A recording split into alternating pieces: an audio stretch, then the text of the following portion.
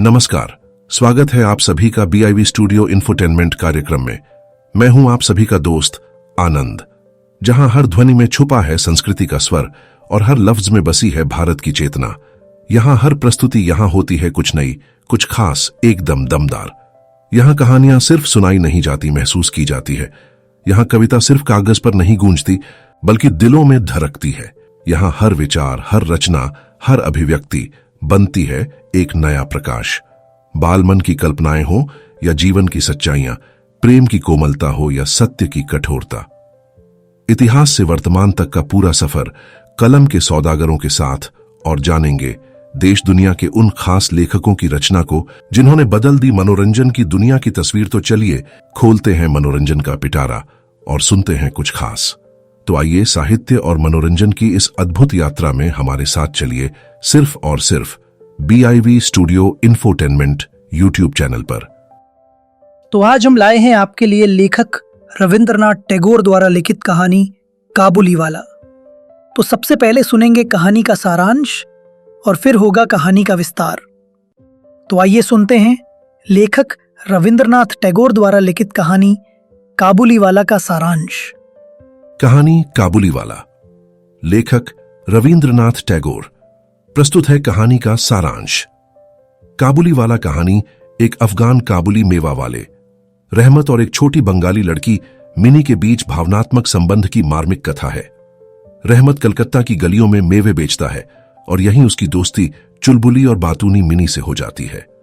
Mini को वह अपनी बेटी जैसा मानता है, जो अफगानिस्तान में उसके पास नहीं है। दोनों की आपसी हंसी मजाक, पूछताछ और अपनापन एक अनोखा रिश्ता बनाते हैं। एक दिन किसी झगड़े में रहमत छुरा चला देता है और उसे जेल हो जाती है।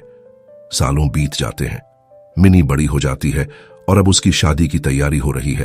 तभी रहमत जेल से छूटकर मिनी से मिलने आता है, पर वह यह देखकर स्तब्ध रह जाता है कि अब वह नन्ही बच्ची बड़ी होकर शर्मीली दुल्हन बन चुकी है और उसे पहचानती भी नहीं। रहमत को यह एहसास होता है कि जैसे मिनी बदल गई है, वैसे ही शायद उसकी अपनी बेटी भी अब बदल चुकी होगी। वह मिनी के लिए लाया हुआ अंगूर बादाम सौंपता है और चला जाता है। लेखक की आंखें भर आती हैं और वह रहमत को 100 रुपए देकर अपने देश लौटने और अपनी बेटी से मिलने को कहता है। कहानी इस बात को दर्शाती है कि भाषा, जाति और देश की सीमाओं से परे पिता पुत्री का प्रेम और मानवीय करुणा सबसे ऊपर होती है। यह एक हृदय स्पर्शी कथा है जो पाठक के मन में गहराई से उतर जाती है।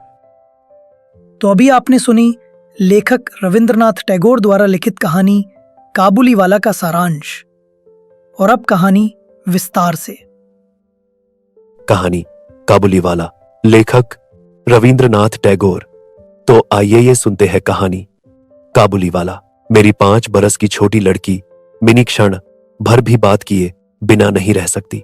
जन्म लेने के बाद भाषा सीखने में उसने सिर्फ 1 ही साल लगाया होगा। उसके बाद जब तक वह जगी रहती है, अपना 1 मिनट का समय भी मौन में नष्ट नहीं करती। उसकी मां अक्सर डांटकर उसका मुंह बंद कर देती है, किंतु मैं ऐसा नहीं कर पाता।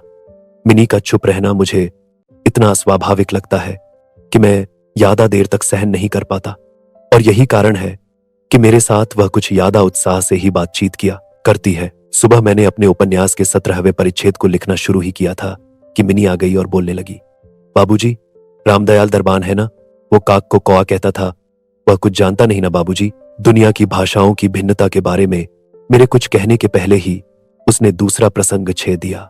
देखो बाबूजी, भोला कहता था, आकाश में हाथी सूंड से पानी फेंकता है, इसी से वर्षा होती है। अच्छा बाबूजी, भोला झूठ मूठ की बकवास बहुत करता है ना, आली बक बक किया करता है, रात दिन बकता रहता है। इस विषय में मेरी राय जानने के लिए आरा भी इंतहार न करके वह चट से बड़े नरम स्वर में एक जटिल सवाल पूछ बैठी। अच्छा बाबूजी, मां तुम्हारी कौन लगती है? मैंने मन ही मन कहा, साली, और मुंह से बोला, मिनी, तू जाकर भोला के साथ खेल, मुझे अभी कुछ काम है। अच्छा। तब उसने मेरी टेबल के बल में पैरों के पास बैठकर अपने दोनों घुटनों और हाथों को हिलाकर जल्दी जल्दी मुंह चलाकर अटकन बटकन दही चटकन खेलना शुरू कर दिया। जबकि मेरे उपन्यास के 17वें परिच्छेद में प्रताप सिंह उस समय कंचनमाला को लेकर अंधेरी रात में कारागार के ऊंचे झरोखे से नीचे बहती हुई नदी में कूद रहा था। मेरा घर सड़क के किनारे पर है।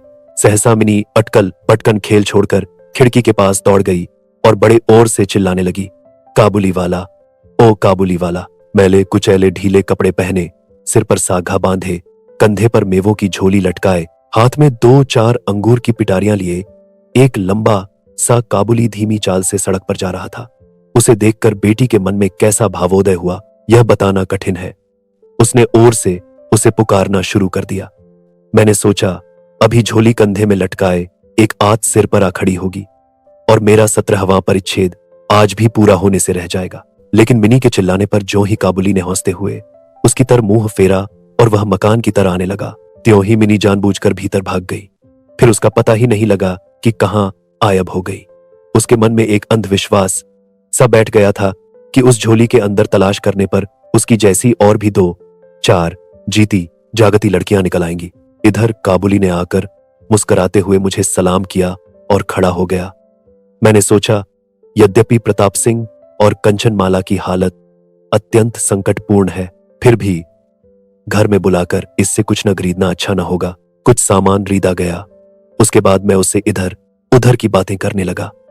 अब्दुल रहमान, रूस, अंग्रेज, सीमांत, रक्षा इत्यादि विषयों में गपशप होने लगी। अंत में उठकर जाते वक्त उसने अपनी खिचड़ी भाषा में मुझसे पूछा, बाबू साहब, आपकी बिटिया कहाँ गई? मिनी के मन से बेकार का डर दूर करने के इरादे से मैंने उसे भीतर से बुलवा लिया। वह मुझसे बिल्कुल सटकर काबुली के मुंह और झोली की तरफ संदिग्ध दृष्टि से देखती हुई खड़ी रही। काबुली ने झोली में से किसमिस और उबानी निकालकर मिनी को देना चाहा, परंतु उसने कुछ भी नहीं लिया, बल्कि वह दूने संदेह के साथ मेरे घुटनों से चिपक गई। पहला परिचय कुछ इस तरह हुआ। कुछ दिन बाद एक दिन सवेरे किसी जरूरी काम से मैं बाहर जा रहा था। अचानक देखता हूं कि मेरी बिटिया दरवाजे के पास बेंच पर बैठी हुई काबुली से ऊब बातें कर रही है। काबुली उसके पैरों के पास बैठा मुस्कुराता हुआ ध्यान से सब सुन रहा है और बीच बीच में प्रसंगानुसार अपना मतामत भी खिचड़ी भाषा में व्यक्त करता जा रहा है। मिनी को अपने 5 साल के जीवन में बाबूजी के अलावा ऐसा धीरज वाला श्रोता शायद ही कभी मिला हो। देखा तो उसका छोटा सा आंचल बादाम किसमिस से भरा हुआ है। मैंने काबुली से कहा, इसे यह सब क्यों दिए? अब मत देना। यह कहकर जेब से एक अठन्नी निकालकर उसे दे दी। उसने बिना किसी संकोच के अठन्नी लेकर अपनी झोली में डाल ली। घर लौटकर मैंने देखा कि मेरी उस अठन्नी ने बड़ा भारी उपद्रव खड़ा कर दिया है। मिनी की मां एक सजेद चमकीला गोलाकार पदार्थ हाथ में लिए मिनी से पूछ रही है, तूने यह अठन्नी पाई कहां से? बता। मिनी ने रोने की तैयारी करते हुए कहा, मैंने मांगी नहीं थी, उसने अपने आप दी है। मैंने आकर मिनी की उस आसन्न विपत्ति से रक्षा की और उसे बाहर ले आया। पता चला कि उस काबुली के साथ मिनी की यह दूसरी ही मुलाकात हो, ऐसी बात नहीं है। इस बीच वह रो आता रहा है और पिस्ता बादाम की रिश्वत देकर मिनी के छोटे से हृदय पर उसने काही अधिकार जमा लिया है। देखा कि इन दोनों मित्रों में कुछ बांधी हुई बातें और हंसी मौजूद है। जैसे रहमत को देखते ही मेरी बेटी हंसती हुई पूछती, काबुली वाला, ओ काबुली वाला, तुम्हारी झोली में क्या है? रहमत एक अनावश्यक चंद्रबिंदु जोड़कर हंसता हुआ उत्तर देता, हाथी। उसके परिहास का मर्म अत्यंत सूक्ष्म हो ऐसा तो नहीं कहा जा सकता, फिर भी इससे इन दोनों को हरा विशेष कौतुक होता लगता और शरद ऋतु के प्रभाव में एक सयाने और एक बच्चे की सरल हंसी देखकर मुझे भी कारी अच्छा लगता। उनमें और भी एक आध बातें सामान्य तौर पर होती थीं। रहमत मिनी से कहता, तुम ससुराल कभी नहीं जाना?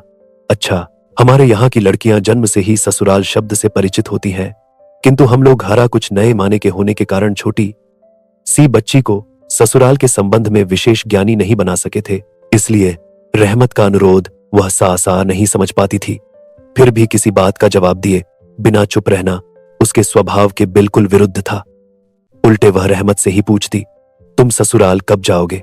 रहमत काल्पनिक ससुर के लिए अपना बर्दस्त मोटा घूंसा तान कर कहता, हम ससुर को मारेगा। यह सुनकर मिनी किसी ससुर नामक अपरिचित जीव की दुर्वस्था की कल्पना करके ऊब हंसती। देखते देखते शुभ्र शरतु आ पहुंची। प्राचीन काल में इसी समय राजा महाराजा दिग्विजय के लिए निकलते थे। मैं कलकत्ता छोड़कर कभी कहीं नहीं गया, शायद इसलिए मेरा मन पृथ्वी भर में घुमा करता है, यानी मैं अपने घर के कोने में चिरप्रवासी हूं। बाहर की दुनिया के लिए मेरा मन सर्वदा चंचल रहता है। किसी विदेश का नाम सुनते ही मेरा चित्त वहीं के लिए दौड़ने लगता है। इसी तरह विदेशी आदमी को देखते ही तुरंत मेरा मन नदी, पर्वत, वन के बीच में एक कुटीर का दृश्य देखने लगता है और एक उल्लासपूर्ण स्वाधीन जीवन यात्रा की बात कल्पना में जाग उठती है। दूसरी तरफ मैं ऐसा स्थावर प्रकृति हूं कि अपना कोना छोड़कर घर से बाहर निकलने के नाम से मेरा शरीर कांपने लगता है। यही वजह है कि सवेरे के वक्त अपने छोटे से कमरे में टेबल के सामने बैठकर उस काबुली से बातें करके मैं बहुत कुछ भ्रमण का आनंद ले लिया करता हूं। मेरे सामने काबुल का पूरा चित्र खिंच जाता। दोनों तरफ उबड़ खाबड़ जले हुए लाल रंग के ऊंचे दुर्गम पहाड़ हैं और रेगिस्तानी सोंकरा रास्ता उस पर लदे हुए ऊंटों की तार जा रही है। साघा बांधे हुए सौदागर और मुसागिर हैं। कोई ऊंट पर सवार है तो कोई पैदल ही जा रहा है। किसी के हाथ में बर्छा है तो कोई बाबा आदम के माने की पुरानी बंदूक लिए हुए है। मेघ गर्जन के स्वर में काबुली लोग अपनी खिचड़ी भाषा में अपने देश की बातें कर रहे हैं। मिनी की मां का स्वभाव बड़ा शंकालु है। रास्ते में कोई शोरगुल हुआ नहीं कि उसने मान लिया कि दुनिया भर के सारे मतवाले शराबी हमारे ही मकान की तरफ दौड़े आ रहे हैं। उसकी समझ से यह दुनिया इस छोर से लेकर उस छोर तक चोर, डकैत, मतवाले, शराबी, सांप, बाघ, मलेरिया, सुआ, तिलचट्टे और गोरों से भरी पड़ी है। इतने दिन हुए, बहुत ज्यादा दिन नहीं हुए। इस दुनिया में रहते हुए फिर भी उसके मन का यह संशय दूर नहीं हुआ। आसकर रहमत काबुली की तरफ से वह पूरी तरह निश्चित नहीं थी। उस पर विशेष दृष्टि रखने के लिए मुझसे वह बार बार कहती रहती। जब मैं उसका संदेह हंसी में उड़ा देना चाहता तो वह मुझसे एक साथ कई सवाल कर बैठती। क्या कभी किसी का लड़का चुराया नहीं गया? क्या काबुल में गुलाम नहीं बेचे जाते? एक लंबे मोटे तगड़े काबुली के लिए एक छोटे से बच्चे को चुरा ले जाना क्या बिल्कुल असंभव बात है? इत्यादि। मुझे मानना पड़ता कि यह बात बिल्कुल असंभव हो, ऐसा तो नहीं, परंतु विश्वास योग्य नहीं। विश्वास करने की शक्ति सब में समान नहीं होती। इसीलिए मेरी पत्नी के मन में डर रह ही गया, लेकिन सिर्फ इसलिए बिना किसी दोष के रहमत को अपने मकान में आने से मैं मना नहीं कर सका। हर वर्ष माघ के महीने में रहमत अपने देश चला जाता है। इस समय वह अपने ग्राहकों से रुपए वसूल करने के काम में बड़ा उद्विग्न रहता है। उसे घर घर घूमना पड़ता है, मगर फिर भी वह मिनी से एक बार मिल ही जाता है। देखने में तो ठीक ऐसा ही लगता है कि दोनों में कोई षड्यंत्र चल रहा हो। जिस दिन वह सवेरे नहीं आ पाता उस दिन शाम को हायर हो जाता। अंधेरे में घर के कोने में उस ढीले ढाले पाजामा पहने झोली वाले लंबे तगड़े आदमी को देखकर सचमुच ही मन में सहसा एक आशंका सी पैदा हो जाती है।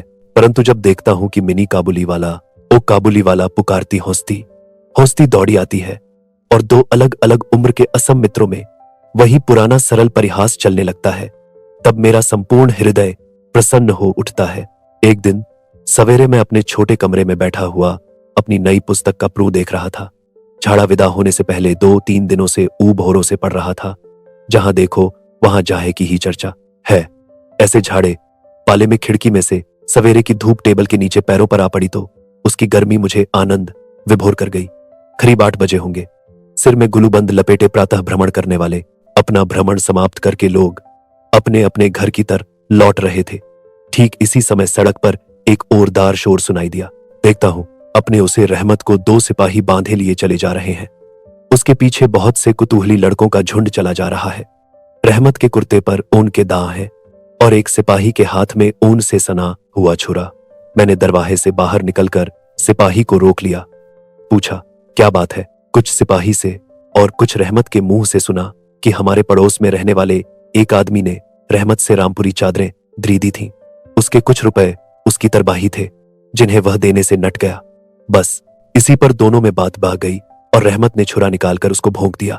रहमत उस झूठे बेईमान आदमी के लिए तरह तरह की अश्राव्य गालियां सुना रहा था। इतने में काबुली वाला पुकारती हुई मिनी घर से निकल आई। रहमत का चेहरा क्षण भर में कौतुक हास्य से प्रफुल्ल हो उठा। उसके कंधे पर आज झोली नहीं थी, इसीलिए झोली के बारे में दोनों मित्रों में अभ्यस्त परिहास न चल सका। मिनी ने आते ही उससे पूछा, तुम ससुराल जाओगे? रहमत ने होंसकर कहा, हाँ वहीं तो जा रहा हूं। रहमत ताड़ गया कि उसका यह उत्तर मिनी के चेहरे पर हंसी नहीं ला सका है और तब उसने हाथ दिखाकर कहा, ससुर को मारता पर क्या करूं, हाथ बौंधे हुए हैं। छुरा चलाने के सूर में रहमत को कई साल की सा हो गई। काबुली का भायाल धीरे धीरे मन से बिल्कुल उतर गया। हम लोग जब अपने घर में बैठकर हमेशा की आदत के अनुसार नित्य का काम धंधा करते हुए आराम से दिन बिता रहे थे, तब एक स्वाधीन पर्वतारोही पुरुष जेल की दीवारों के अंदर बैठा कैसे साल पर साल बिता रहा होगा, यह बात हमारे मन में कभी आई ही नहीं। और चंचल हृदया मिनी का आचरण तो और भी लज्जाजनक था। यह बात उसके बाप को भी माननी पड़ी। उसने सहज ही अपने पुराने मित्र को भूलकर पहले तो नबी सईस के साथ मित्रता जोड़ी, फिर क्रमश जैसे जैसे उसकी उम्र बढ़ने लगी वैसे वैसे सखाओं के बदले एक के बाद एक उसकी सखियां जुटने लगी। और तो और अब वह अपने बाबूजी के लिखने के कमरे में भी नहीं दिखाई देती। मेरा तो एक तरह से उसके साथ संबंध ही टूट गया है। कितने ही साल बीत गए, सालों बाद आज फिर एक शर्त तो आई है। मिनी की सगाई पक्की हो गई है। पूजा की छुट्टियों में ही उसकी शादी हो जाएगी कैलाशवासिनी के साथ साथ। अब की बार हमारे घर की आनंदमयी मिनी भी माँ बाप के घर में अंधेरा करके सास ससुर के घर चली जाएगी। प्रभात का सूर्य बड़ी सुंदरता से उदित हुआ। वर्षा के बाद शरद क्योंकि यह नई धुली धूप मानो सुहागे में पिघले निर्मल सोने की तरह रंग दे रही है। कलकत्ता की गलियों के भीतर परस्पर सटे हुए पुराने ईंट झरे गंदे मकानों के ऊपर भी इस धूप की आभा ने एक तरह का अनुपम लावण्य फैला दिया है। हमारे घर आज सुबह से ही शहनाई बज रही है। मुझे ऐसा लग रहा है जैसे वह मेरे कलेजे की पसलियों में से रो रोकर बज रही हो। उसकी करुण भैरवी रागिनी मानो मेरी आसन्न विच्छेद व्यथा को शरद की धूप के साथ संपूर्ण विश्व जगत में व्याप्त किए दे रही हो। मेरी मिनी का आज ब्याह है। सवेरे से भागदौड़ शुरू है। हर वक्त लोगों का आना जाना जारी है। आंगन में बांस बांधकर मंडप छाया जा रहा है। हर एक कमरे में और बरामदे में झाड़ लटकाए जा रहे हैं और उनकी टन टन की आवाज मेरे कमरे में आ रही है। चलो रे, जल्दी करो, इधर आओ की आवाजें गूंज रही हैं।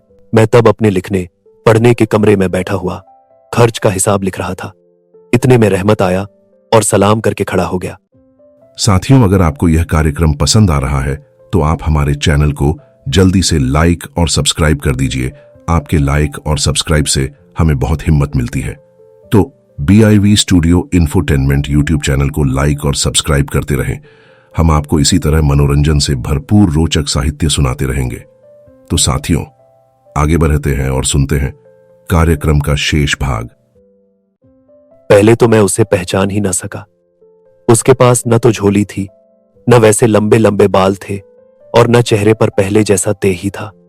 अंत में उसकी मुस्कुराहट देखकर पहचान सका कि वह रहमत है। मैंने पूछा, क्यों रहमत, कब आए? उसने कहा, कल शाम को जेल से छूटा हूं। सुनते ही उसके शब्द मेरे कानों में खट से बज उठे। किसी ऊनी को मैंने कभी आंखों से नहीं देखा था। उसे देखकर मेरा सारा मन एकाएक सिकुड़ सा गया। मेरी यही इच्छा होने लगी कि आज के इस शुभ दिन में यह आदमी यहां से चला जाए तो अच्छा हो। मैंने उससे कहा, आज हमारे घर में एक जरूरी काम है, सो आज मैं उसमें लगा हुआ हूं। आज तुम जाओ फिर आना। मेरी बात सुनकर वह उसी समय जाने को तैयार हो गया, पर दरवाजे के पास जाकर कुछ इधर उधर करके बोला, बच्ची को घरा नहीं देख सकता। शायद उसे विश्वास था कि मिनी अब तक वैसी ही बच्ची बनी है। उसने सोचा कि मिनी अब भी पहले की तरह काबुली वाला, ओ काबुली वाला चिल्लाती हुई दौड़ी चली आएगी। उन दोनों के उस पुराने कौतुकजन्य हास्यालाप में किसी तरह की रुकावट नहीं होगी। यहां तक कि पहले की मित्रता याद करके वह एक पेटी अंगूर और एक काब के दोनों में थोड़ी सी किसमिस और बादाम शायद अपने देश के किसी आदमी से मांग मूंग कर लेता आया था। उसकी पहले की वह झोली उसके पास नहीं थी। मैंने कहा, आज घर में बहुत काम है, आज किसी से मुलाकात न हो सकेगी। मेरा जवाब सुनकर वह कुछ उदास सा हो गया। आमोशी के साथ उसने एक बार मेरे मुंह की ओर स्थिर दृष्टि से देखा, फिर सलाम बाबू साहब कहकर दरवाजे के बाहर निकल गया। मेरे हृदय में न जाने कैसी एक वेदना सी उठी। मैं सोच ही रहा था कि उसे बुलाऊं, इतने में देखा तो वह उध ही आ रहा है। पास आकर बोला, ये अंगूर और कुछ किसमिस बादाम बच्ची के लिए लाया था, उसको दे दीजिएगा। मैंने उसके हाथ से सामान लेकर उसे पैसे देने चाहे, पर उसने मेरा हाथ थाम लिया। कहने लगा, आपकी बहुत मेहरबानी है बाबू साहब, हमेशा याद रहेगी, पैसे रहने दीजिए। राह ठहर कर फिर बोला, बाबू साहब, आपकी जैसी मेरी भी देश में एक लड़की है, मैं उसकी याद करके आपकी बच्ची के लिए थोड़ी सी मेवा हाथ में ले आया करता हूं। मैं तो यहां सौदा बेचने नहीं आता। कहते कहते उसने अपने ढीले ढाले कुर्ते के अंदर हाथ डालकर छाती के पास से एक मैला कुचैला कार का टुकड़ा निकाला और बड़े जतन से उसकी तह खोलकर दोनों हाथों से उसे फैलाकर मेरी टेबल पर रख दिया। देखा कि कार चेहरा पर एक नन्हे से हाथ के छोटे से पंजे की छाप है। फोटो नहीं, तैल चित्र नहीं, सिर हाथ में थोड़ी सी कालिख लगाकर कार्ड्स के ऊपर उसी का निशान ले लिया गया है। अपनी लड़की की इस याददाश्त को छाती से लगाकर रहमत हर साल कलकत्ता की गली कूचों में सौदा बेचने आता है और तब यह कालिख चित्र मानो उसकी बच्ची के हाथ का कोमल स्पर्श उसके बिछुए हुए विशाल वक्षस्थल में सुधा उड़ेलता रहता है। देखकर मेरी आंखें भर आईं और फिर इस बात को मैं बिल्कुल ही भूल गया कि वह एक काबुली मेवा वाला है और मैं एक उच्च वंश का रईस हूं। तब मैं महसूस करने लगा कि जो वह है वही मैं हूं। वह भी एक बाप है, मैं भी एक बाप हूं। उसकी पर्वतवासिनी छोटी सी पार्वती के हाथ की निशानी मुझे मेरी ही मिनी की याद दिला दी। मैंने उसी वक्त मिनी को बाहर बुलवाया। हालांकि इस पर भीतर बहुत आपत्ति की गई, किंतु मैंने उस पर कुछ भी ध्यान नहीं दिया। ब्याह की पूरी पोशाक और एवर गहने पहने हुए बेचारी वधू वेशनी मिनी मारे शर्म के सिकुड़ी हुई सी मेरे पास आकर खड़ी हो गई। उसे देखकर रहमत काबुली पहले तो सकपका गया। उससे पहले जैसी बातचीत करते न बना। बाद में वह हंसता हुआ बोला, लल्ली सास के घर जा रही है क्या? बाद में वह हंसता हुआ बोला, लल्ली मिनी अब सास के मानी समझने लगी है, लिहाजा अब उससे पहले की तरह जवाब देते न बना। रहमत की बात सुनकर मारे शर्म के उसका मुंह लाल हो उठा। उसने मुंह फेर लिया। मुझे उस दिन की बात याद आ गई जब काबुली के साथ मिनी का प्रथम परिचय हुआ था। मन में एक व्यथा सी जाग उठी। मिनी के चले जाने पर एक गहरी उसास भरकर वह मीन पर बैठ गया। शायद उसकी समझ में यह बात एकाएक स्पष्ट हो उठी कि उसकी लड़की भी इतने दिनों में बड़ी हो गई होगी और उसके साथ भी उसे अब फिर से नई जान पहचान करनी होगी। शायद उसे अब वह ठीक पहले की सी वैसी की वैसी ना पाएगा। इन 8 वर्षों में उसका क्या हुआ होगा कौन जाने। सवेरे के वक्त शरद की स्निग्ध सूर्य किरणों में शहनाई बजने लगी और रहमत कलकत्ता की एक गली के भीतर बैठा हुआ अफगानिस्तान के मरुपर्वत का दृश्य देखने लगा। मैंने एक 100 का नोट निकालकर उसके हाथ में दिया और कहा, रहमत तुम अपने देश चले जाओ, अपनी लड़की के पास। तुम दोनों के मिलन सुख से मेरी मिनी सुख पाएगी। रहमत को रुपए देने के बाद ब्याह के हिसाब में से मुझे उत्सव समारोह के 1 अंग छांट कर निकाल देने पड़े। जैसी मन में थी वैसी रोशनी नहीं करा सका। अंग्रेही बाजे भी नहीं आए। घर में औरतें ऊब नारा हुई। सब कुछ हुआ, फिर भी मेरा याल है कि आज एक अपूर्व मंगल प्रकाश से हमारा शुभ उत्सव उज्जवल हो उठा। दोस्तों, कैसा लगा आपको हमारा यह मनोरंजन से भरपूर कार्यक्रम? कमेंट करके हमें जरूर बताएं। और हां, अगर कोई खास कविता, कहानी, जीवन परिचय, उपन्यास आदि आपको सुनना है तो हमें कमेंट करके बताएं। हम आप तक पहुंचाएंगे आपकी पसंद का मनोरंजन से भरपूर कार्यक्रम सिर्फ और सिर्फ BIV studio infotainment YouTube channel पर। आप सबके सहयोग के लिए बहुत बहुत आभार। नमस्कार।